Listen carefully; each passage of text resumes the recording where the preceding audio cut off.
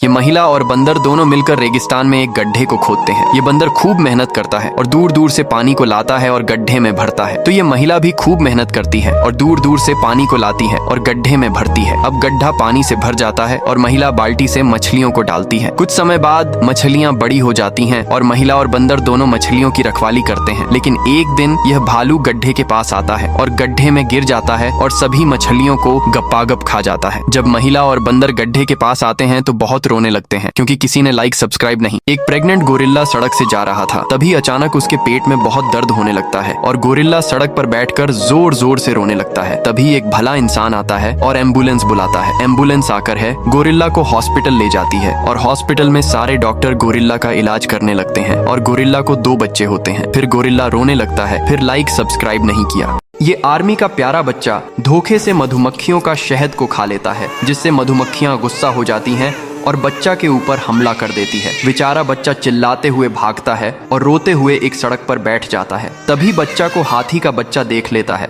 और हाथी का बच्चा अपनी सूंड से पानी के तेज प्रेशर को बच्चा के ऊपर छिड़कने लगता है और बच्चा बिल्कुल ठीक हो जाता है। लेकिन फिर लाइक सब्सक्राइब नहीं किया। ये छोटी सी बच्ची गलती से मधुमक्खियों के शहद को खा लेती है, जिससे मधुमक्खियां गुस्सा हो जाती हैं और बच्ची के ऊपर हमला कर देती हैं। बच्ची वहां से चिल्लाते हुए दौड़कर भागती है और दर्द के मारे एक जगह बैठ जाती है। तभी एक बंदर बच्ची को देख लेता है और बच्ची के शरीर पर एक दवा को छिड़कने लगता है और फिर बच्ची बिल्कुल ठीक हो जाती है। लेकिन फिर लाइक सब्सक्राइब नहीं किया।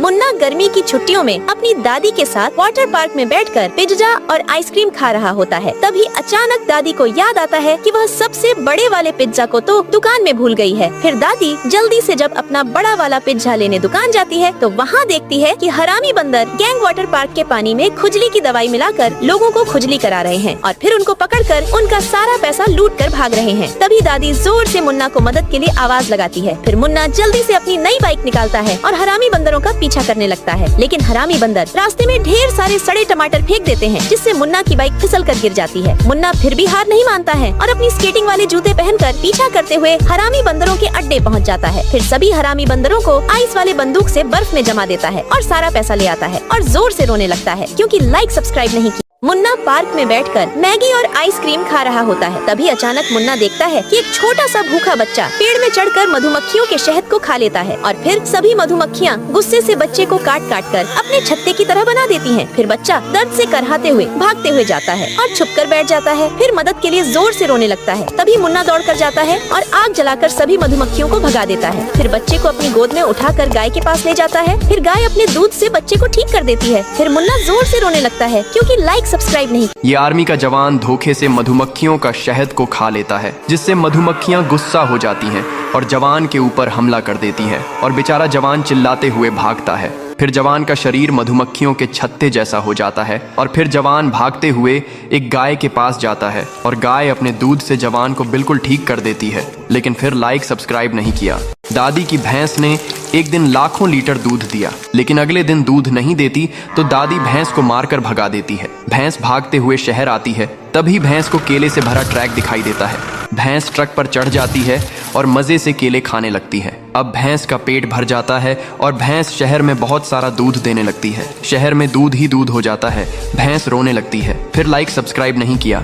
दादी की गाय एक दिन लाखों लीटर आम का जूस देती है। फिर दादी और गाय जूस को शहर बेचने ले जाते हैं। दादी का जूस लोगों को बहुत पसंद आता है। दादी का जूस यूं ही बिक जाता है और दादी खूब सारे पैसे कमा लेती हैं। फिर दादी शहर में ही जूस का फैक्ट्री खरीद लेती है। तभी फिर दादी के मन में लालच आ जाता है। फिर दादी जूस में मिलावट करना शुरू कर देती है। गाय यह देखकर गुस्सा हो जाती है। फिर गाय आम की फैक्ट्री में करोड़ों लीटर जूस देना शुरू कर देती है, जिससे फैक्ट्री में जूस का बाढ़ आ जाता है। फिर दादी जूस में डूबकर मर जाती है। गाय यह देखकर रोने लगती है। फिर लाइक सब्सक्राइब नहीं किया।